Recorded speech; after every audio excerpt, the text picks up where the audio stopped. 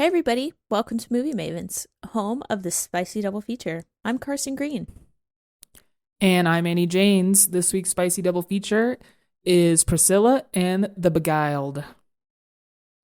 And Annie, Okay, Carson. Yes. Oh, no, I'm asking you. Okay. You tell me. Okay. What makes this double feature spicy?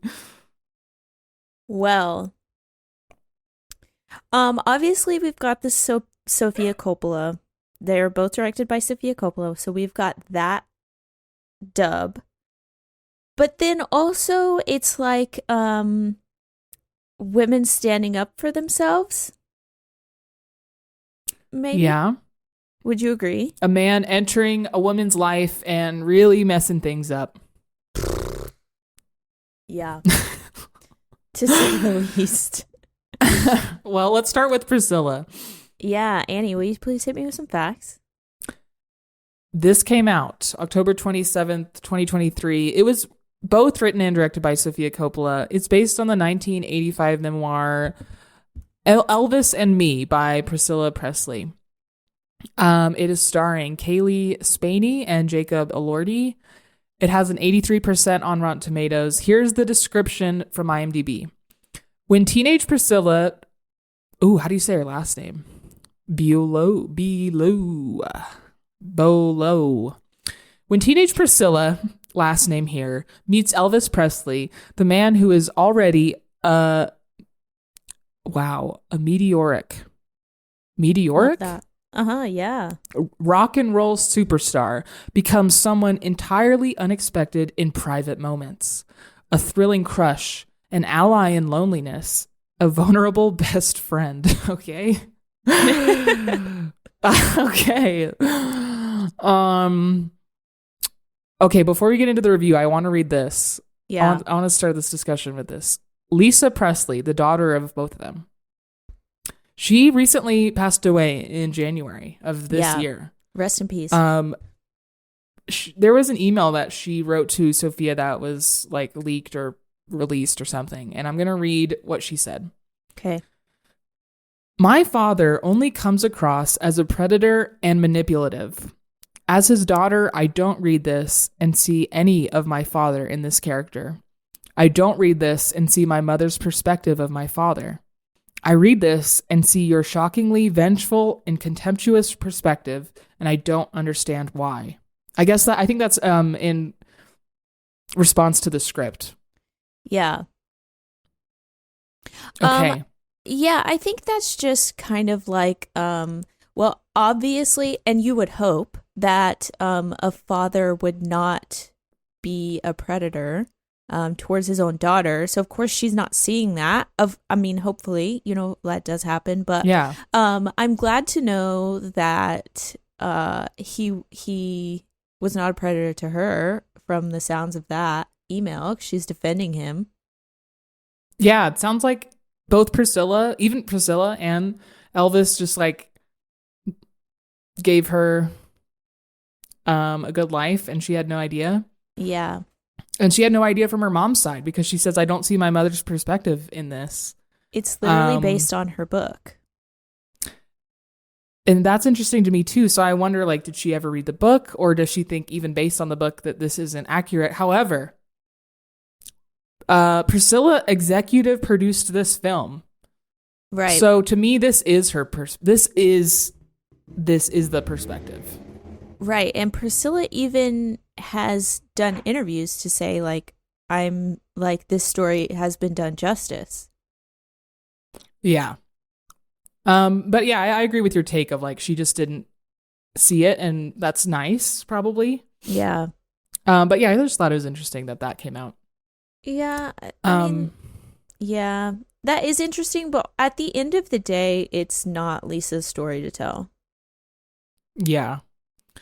It ain't called Lisa now, is it? It's called Priscilla. So yeah, what did you think? What did you think of the movie? Thank you for asking. Okay, I definitely do want to compare it also to Baz Luhrmann's Elvis from last year. Oh, absolutely. But Priscilla, okay, I first of all just didn't know a lot of this. I didn't know, number one, the age gap. I didn't know that they met when she was 14. I knew she was young, but I didn't know he was 10 years older than her. I didn't know that she left Germany, left her parents in Germany, and went to go live with him in Memphis. That was shocking to me. While still in high school. While still in high school, yeah. I didn't know her story. I didn't know that she was, kind of victimized by this man. This like, yeah, I didn't know that he was such a dick. Right. Oh my God. And it was like there was such a power imbalance because he was already famous, and she was this little, like, she was 14.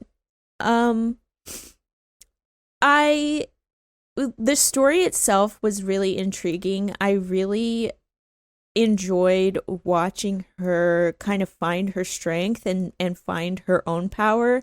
And by the end of it, I was really rooting for her. Whenever she did leave Elvis, I was really happy. But unfortunately, and I think that Sofia Coppola does this a lot, unfortunately, the movie itself kind of felt just like a string of scenes. And like there was a lot of prettiness to it, and it was very aesthetic, and it was really beautifully done, but it didn't feel like kind of what we were saying with the bling ring. It didn't feel like a truly completed story. But also, I haven't read Elvis and Me, so I don't know exactly like what this, like, what she had to work with in the source material. What did you think? I want to respond to that real quick because I agree. It is a complete story. Like it starts the moment she is set up with Elvis, and then it ends the moment she leaves him. Yeah. However, Sofia, it seems like she doesn't know how to express a story in a way that feels like it has a beginning, middle, and end. Yeah. Same with the bling ring, which I talked about in our diary episode that I watched. It has an end because they get caught, but it doesn't feel that way. Right. And that's my main problem with this film.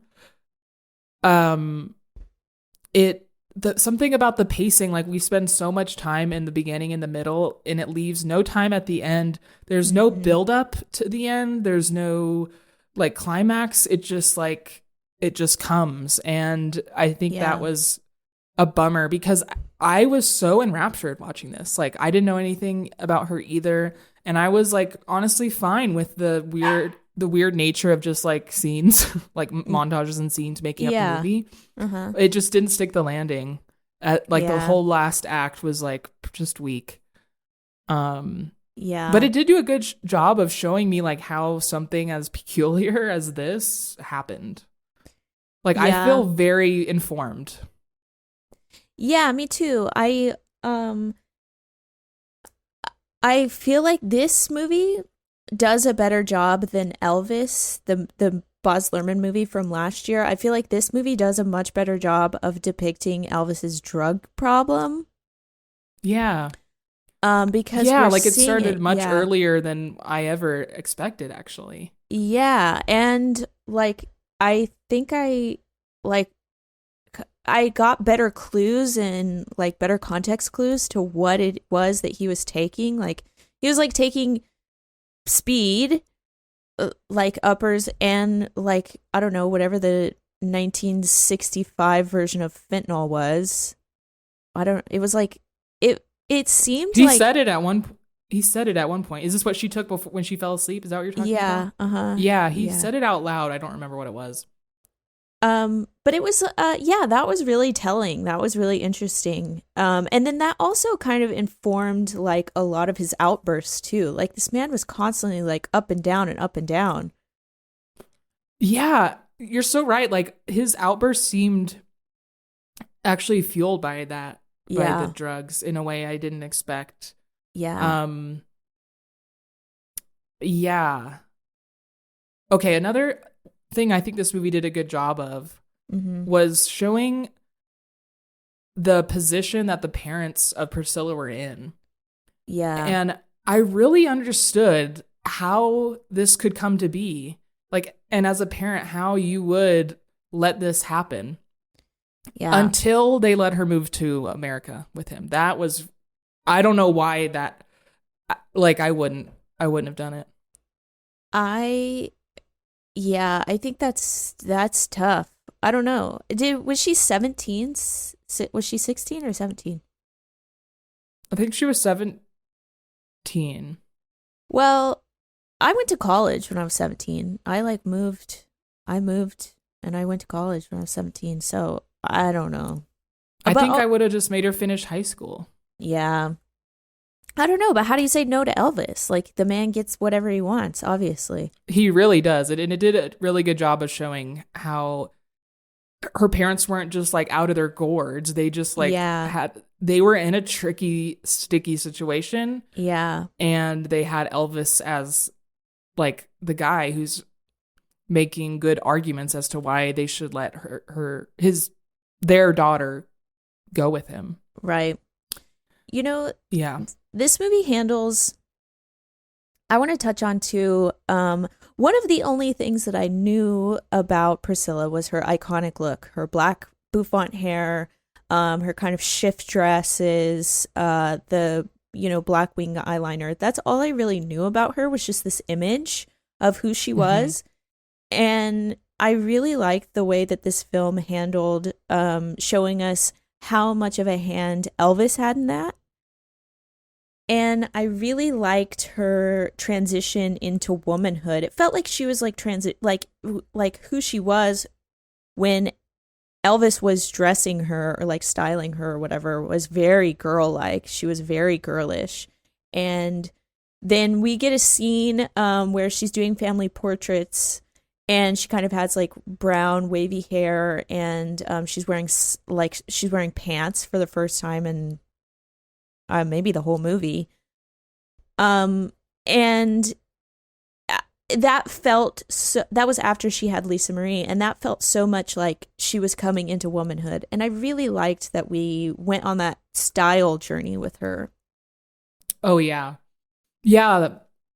The speaking of just like the outfits and fabric in general, I feel Yeah. like this movie has a ton of just like Yeah. textural elements. It's really soft. Like even the Yeah. cinematography, like the lights are bloomed. The Mhm. colors are never going to be like that far apart from each other. Yeah. I think this is probably my favorite looking Sofia Coppola movie. Yeah, I think so too. I think me too. Yeah. Um However, it has raised some serious questions in my mind that I didn't feel were answered. Um really one question, which is like why did he pick why Priscilla? Because what I don't understand after seeing the movie is like their sex life does not add up to like their life in general. Like I don't get it. Okay. So I think that Elvis himself in the movie, Jacob Elordi, I think that he answers that question in the movie. Um, he said, so it's like, I don't remember where or how we know this about Elvis, but obviously he was like a philanderer and a cheater and just like kind of like slept with a bunch of people. But his thing was virgins. He like loved deflowering women. He like loved taking people's virginity. And so I think like that having Priscilla, like having a virgin in his bed for X amount of years until they got married, like that in and of itself like fueled this kind of sick fantasy he had about Priscilla. Whoa. But he had this, okay, but he says in the movie, she's like asking him, she's like, I want to come to California. He's like on a movie shoot or something. And she's like, I want to come to California. Or she's saying like, when are you going to come home? I want you to come home, blah, blah, blah. And Elvis responds and he says, I want a woman to keep my bed warm. I want a woman to be at home. And so it was like, the way that I kind of interpreted that was Elvis chose Priscilla to play a very specific role in his life. And it was the woman at home. and the woman who he was going to eventually have children with. And that was it. That was like, it wasn't like, he wasn't interested in having her on his arm. He wasn't interested in taking her out and showing her off. He wasn't interested in showing him or showing her like the full extent of his life. He just wanted her to play a role at Graceland. And yeah, I think that which was for his mom, which I think plays into it a little bit. Yeah. Dude, yeah, because then when they finally do like have sex, the movie, as far as I know, based on the movie, it's like they had a kid and then they might never have had sex again. Like, yeah. Okay. Which is crazy. And for all that lead up to, like, we had like several scenes of him, like us. We spent a lot of time in the bedroom with them not having sex. And for us to not see that scene of them finally having sex, I was like, Sophia, what the hell? I was bummed too, because actually for a while I was like, oh, they definitely have had it by now, because they're doing like a kind of a sexy photo shoot. Right. And at that point I was like, they've already had sex for sure. Like, we just didn't get to see it. Mm-hmm. And then later there's another scene where she's like, let's do it. And he's like, still no. And I'm like, wait, they still haven't? And yeah, we actually don't. Isn't there a moment where it's like implied though? Like when he asks her to be his wife? Oh yeah, you might be right. No, but it's so crazy though. And this is in the book, he doesn't ask her. He just says, we're going to get married. Oh my God. Yeah. Wow. Uh-huh. But yeah, you might be right. They might have I mean, I feel like they just made out and they did that a lot. So it's like, yeah, I think we should have been clued in for the moment, because it was such a buildup. Yeah. And you know what else? I just had this thought too, is like maybe his drug use had something to do with that too. Like, could Elvis, I'm so sorry for what I'm about to say. Could Elvis get hard? Like, did he have like ED from his drug use? Well, did they have, penis pills back then? They surely did. If they did, Elvis was definitely somebody who was taking them. Yeah. Because he was sleeping around for sure. Yeah. Yeah. Yeah. No, that's true. Yeah, I don't know. I think the movie did a good job of painting him like a believable monster. Yeah. Like the way he would lash out, sometimes physically, and then immediately like be really apologetic for it. Mm-hmm. Imagine the whiplash of that. Yeah. Okay, but you know what else too? Like in this movie, we get that scene like 4 or 5 times. And then we get the scene of him rejecting her in the bedroom like 4 or 5 times. It just felt like it's a string of all of these scenes. And I just like they didn't always inform each other. Like the next scene wasn't always informed by the last. And that, I don't know. Yeah, I think it was like ineffective storytelling, but you're right. It did do a good job of painting him as a bad person. It got a little repetitive, especially when it was showing her like go to school. Yeah. There was a few moments where it would cut back to her walking down the hall and I'm like, she's still in school. Yeah. And which was a bummer, because then at the end when they're like living in Vegas, and she's like, I'm leaving you. I'm like, whoa, that was like, I wanted like some drama to this. There is drama to this. It's just crazy how it was put together. And I didn't like, when it comes to the editing, there was a ton of like cutting to black and fading to black, especially in the later half.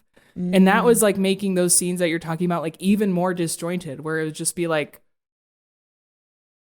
it was so weird. You would just like, we'd see one scene and then it would cut to like him in a hotel bed with another woman, like just asleep next to him, and he would like take a pill and then that would be it. And it would have nothing to do with anything. I wonder if this was a COVID movie. When did they make it? Or this year, I guess, if Lisa Marie read the script before she died. I'm not sure. I It wonder if, probably was partially. yeah, I wonder if that had something to do with kind of what you're describing of Maybe. it. I don't know. I think it's a Sophie thing.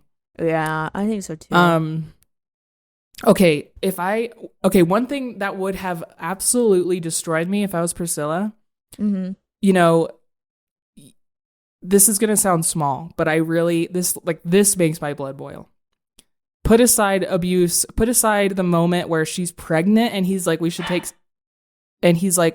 some time apart. Oh my God, that was crazy. Mm-hmm. The fact that you never get to see your husband, and the few times you do, he has a literal like entourage of annoying dudes at all times. Oh my God. When they went shopping with her. At first I was like, thank God it's just him. And then they get there and she comes out and his friends are there. I would have been furious. Okay, but I think that just put like that is just like she was only there to play a very specific role. She wasn't his It friend. just goes to show you. Uh-huh. She wasn't in his posse. She wasn't like she was only there to play a very specific role. Yeah, no, that was so annoying. I would have died. I was Oh my dying just God. watching it. And then there was all that stuff with all the guns. There was like so many gun scenes. I mean, It's just- all of that to me was just painting like their life. That was all fine. While I Yeah. was watching these like disparate scenes, I wasn't upset. Yeah. It was Oh, only no, when yeah. it was only when we get to like her leaving him and I realized, oh, we're at the climax now. That's when I was like, well, they should have used all of that time Yeah. to build. You know, I wanted to see more of her life in Los Angeles. I wanted to see more of the woman Like that karate Priscilla can. and- Yeah, she's cool. She like became Yeah. a cool person. Yeah. What did you think of Jacob Elordi as Elvis? So hot. He is ungodly. Like it doesn't feel fair how hot that person is. And you know, I said very confidently and boldly that Austin Butler was the hottest I had ever seen a person look on screen. And honestly, I don't know. Jacob Elordi is definitely competing. It's interesting that now the top two are both Elvis, though. Yeah. Mm-hmm. What does that say? You know, no, but I think that I really appreciated that his performance was kind of understated. I think he understood the assignment that the movie is called Priscilla, and it felt like he, like, I don't know, like, obviously we get some scenes with him. We get many, many scenes with him, but I think that the performance itself, it was kind of understated. And I appreciated that. I liked that. I liked that we got that Priscilla was given the spotlight for most of the movie. Yeah, I like that too. I mean, also he just seemed like an idiot based on like I think I would have hated this man. And then when he like gets into philosophy, I was like, oh dear Lord. I thought that was a cool part where another thing I don't think I remember Elvis the movie showing weirdly about Elvis. He like has a stint in like spirituality and philosophy, and he's really into reading all these books. And at one point she's like, this sucks and you suck. And he has a line that's just like, if you can't, if you don't like my philosophies, I can find someone who does. And he always holds that over her. He's so horrible. He's always like, I can find anyone. Yeah. But it was really cool later when he's like getting a call from the colonel, which we never see. Thank God. I know, we got enough of that, man. He's getting a call and he's like, yes, sir. Yes, I'll burn the books or whatever. Like he's being told to stop it with the reading. And she walks by. To me, I was like, that girl did that. Is that how you interpreted it? I was like, she called the colonel and was like, you need to get him to stop. Yes. Yeah. I was proud of her for that. And then they burned the books. Yeah, I loved that. Go off, Priscilla. Go off. When she's putting eyelashes on while she's in labor. Oh, iconic. Iconic. All right. I'm ready to score it. Okay, go ahead. It's a 7 out of 10. I had fun. I think it didn't stick the landing. Yeah, same. I'm going to give it a 7 out of 10. I really loved how girly it was. I loved this universe that we created. I loved how soft it was and beautiful. Yeah. Agreed. Didn't stick the landing. Okay, movie made score 7 out of 10. Let's move on and talk about The Beguiled. Okay, Annie, please hit me with some facts. This came out in 2017. It was written and directed by Sofia Coppola. Is based on the 1966 novel of the same name. It's starring Kristen Dunst, Colin Farrell, Nicole Kidman, and Elle Fanning. It has a 78% on Rotten Tomatoes. Here's the description from IMDb. The unexpected arrival of a wounded Union soldier at a girls' school in Virginia during the American Civil War leads to jealousy and betrayal. What a fun little premise. What did you think? Had you seen this before? No, this was my first time. Okay. I saw this in a theater and then like immediately bought the DVD as soon as it came out. This is probably my favorite movie of that year, 2018, 17 or 18. 17. Wow. Yeah. Wow, so you went hard for Beguiled. This is my favorite Coppola movie, hands down by a long shot for sure. I think that this is God tier storytelling, and I think now that you just said that it's based on a 1966 novel, I think it's because this source material had a beginning, a middle, and an end. Look, I don't want to talk shit about Elvis and me, but but it's a memoir. Yeah. I agree. Mm-hmm. I agree. And actually, like, I could feel the acts. I could feel, the building. And I don't know. I think that this is her most conventional movie, but like, not because she's trying to be unconventional, but because, I don't know, the way she makes movies doesn't sing for me. But this did. Yeah. Okay. What'd you think? I really liked it. As soon as Colin Farrell showed up, I turned to my husband and I was like, okay, what's going to happen is all of these women are going to go absolutely batshit insane for this man. And that is exactly what happened. I mean, but in a good way. In an entertaining way. I loved the like dynamic between Kristen Dunst, Nicole Kidman, and Elle Fanning, like 3 different age groups. Yeah. All falling for this man, and this man all like doing them dirty for one reason or another. And I think it like had moments of escalation. Yeah. Which again, fun, not expected in a Sofia Coppola movie. Ended really well, and I also really liked how this one was shot. Me too. Oh my God, it was gorgeous. Do you think that was all natural light? Oh, no, but it could have been. Do you think so? Yeah, it looked like it. It could have. I wasn't thinking that. Yeah. One of my favorite things about this movie is that, and we don't see this a lot, is that it takes place during the Civil War in the South, and it's not a war movie. Sorry, when do we ever get that perspective? I love that it's telling a different story, and I love that it's from a woman's perspective, and I love that we get all of these like little historical tidbits, like their whole thing of tying the blue rag on the fence that communicates with the soldiers. I love the whole one of the girls had to stay at the school because her family couldn't afford her, couldn't feed her or something like that. There was just all of these like little historical tidbits that I just hadn't seen before.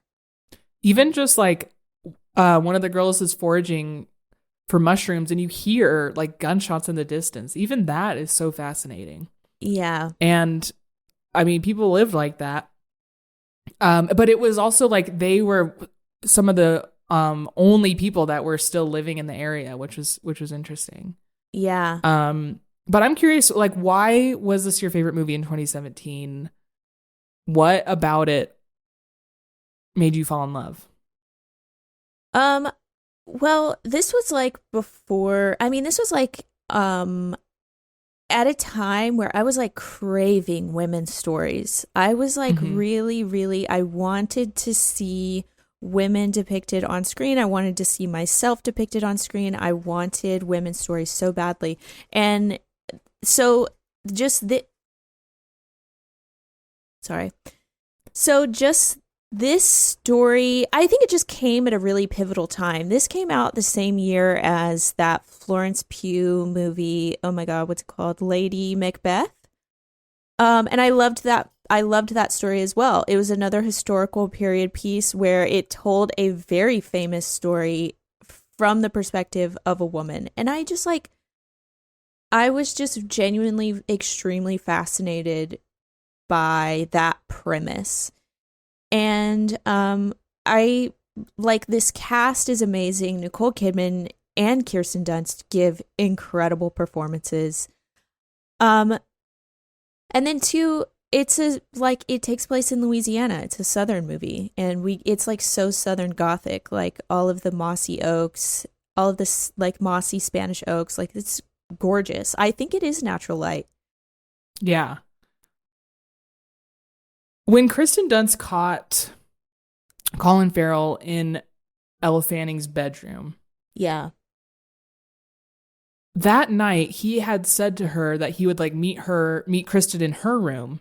Yeah. But she didn't get a chance to respond. Is that why he went to Elle Fanning's room? I think he went to Elle Fanning's room because he was a dickhead. And he thought maybe that he could just hit all three rooms. Yeah, probably. If I had to be honest. Yeah, probably. Oh, we have a guest. There's a cat in my lap if you hear a tiny meow. We have a third chair today. Yeah, okay, what did you think in that moment? Because I didn't remember that kind of twist. I think I interpreted it like because she didn't get to respond, he just like immediately pivoted to the next available woman, and like but in a dickhead way of just like, oh well, she said no, I'm just gonna go over here, but Kristen was like, what the hell? Yeah. But your theory could be right too. I have to say, I was stunned, absolutely stunned when she pushed him down the stairs. Yeah. I was like, oh my God. And that would happen. Just like in a fit of like, what the fuck? Like confusion, rage, like disappointment, hurt, just heightened emotions. And then there's this stranger in your house who now has like done a huge betrayal to you. That was crazy. And not only that, but like these women probably have never even like been around a man. Right. They're all horned up. They don't know what to do. And this is the first time they're ever experiencing these feelings, this drama. So for her to push him down the stairs, that's a perfectly like normal reaction for her to have in the moment. Yeah. And then for Nicole Kidman to be like, let's cut his leg off. I'm like, yeah, exactly. It's exactly obviously what we have to do. She's not a doctor. Yeah. And I do love the moment where he's like, you just did this because like I didn't go to your room. And like the quiet part is said out loud. Yes. That was really great. That was really, and that's the moment that I realized, because whenever we see him in Elle Fanning's room, immediately I was like, oh my God, like maybe he was just really drunk and he went into the wrong room and like they're both blonde. But then as soon as he said that, it clicked. It was like, oh, you're a bad person. You're an asshole. And you meant to like victimize all of these women. Yeah, totally.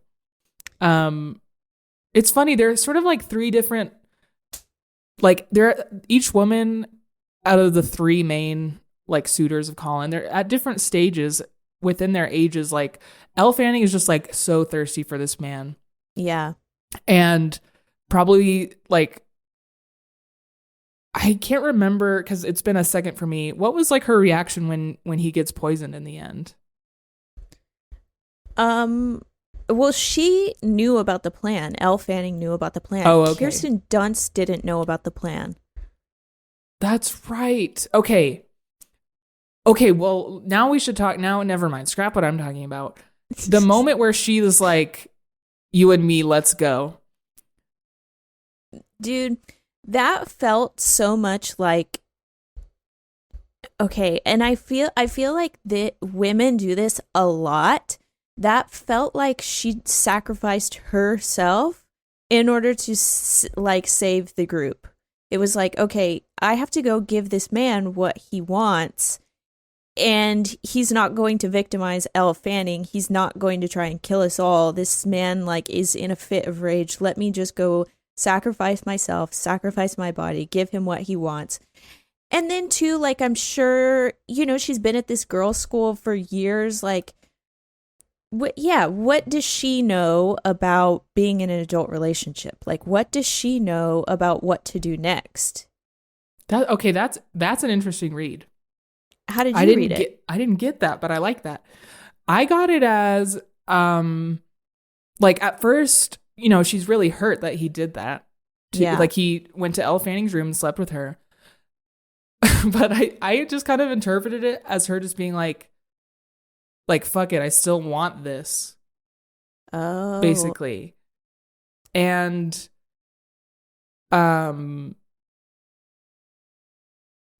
like she's still, I don't know, but your read I feel like makes a little more sense in the moment.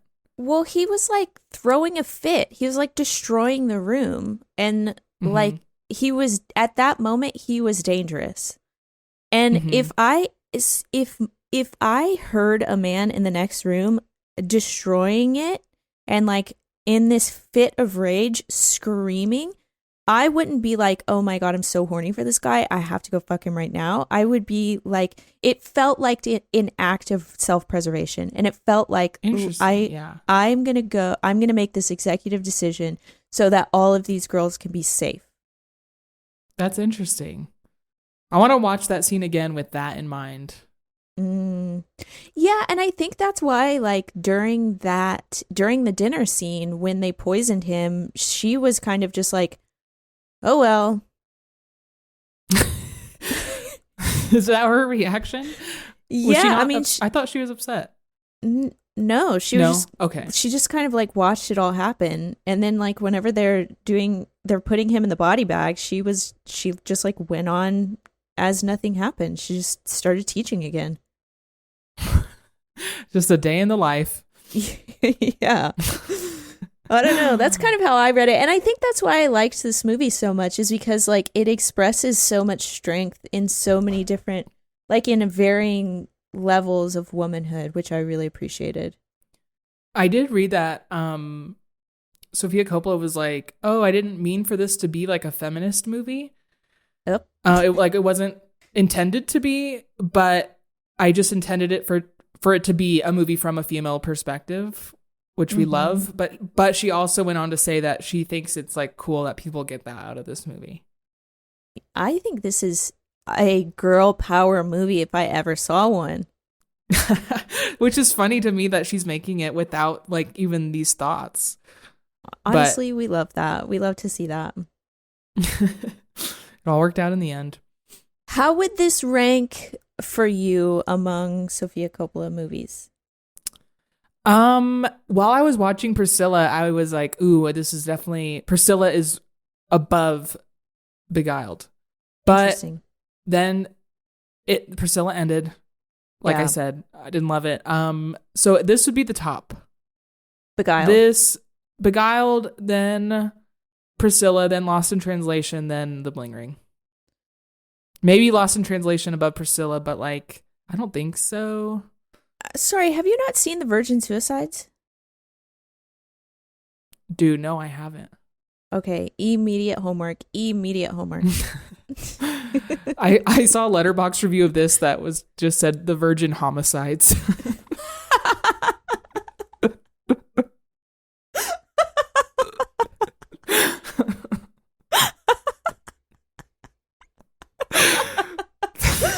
Because where is the lie? And I haven't seen Marie Antoinette either. Oh man, that's good. That's a good one. Can you give me your ranking? I think Beguiled, Virgin Suicides. I haven't seen Somewhere. I haven't either. Probably Priscilla, and then the rest of them. Okay. Fair. Yeah. Anyway. Okay, yeah. Do you want to rank this out of 10? Yeah. Or rate this? Yes, it's a 10 out of 10 movie for me. Whoa, I love that. Yeah. Okay, I'm giving it an 8 out of 10. That means the Movie Maven score is a 9 out of 10. Thanks so much for listening, y'all. Yeah. Okay. If you have a suggestion for next week's Spicy Double Feature, write to us on Instagram at Movie Mavens or send us an email at moviemavenspodcast@gmail.com. And that's it. Movie Mavens all the way out.